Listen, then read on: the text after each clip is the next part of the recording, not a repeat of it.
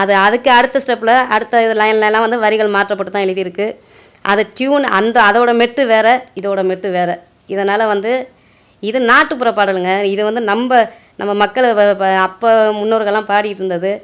இதில் வந்து நிறையா வரிகளை வந்து எங்கள் அத்தை மூலமாக எழுதி அதை ஒழுங்குபடுத்தி நான் பாடினேன். வெளி உலகத்துக்கு இந்த பாடலை வெளி உலகத்துக்கு கொண்டு வந்தது நான். அதை எங்கேனாலும் நான் சொல்லுவேன்.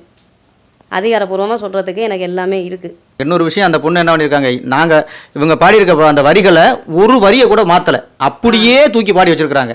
இந்த 2010 அவங்க பதிவு பண்ணதில் 1994 இவங்க பதிவு பண்ண பாட்டு, அதில் இருக்கக்கூடிய ஒரு வரிகளை கூட மாற்றாமல் அப்படியே அவங்க பாடி வச்சுருக்கிறாங்க.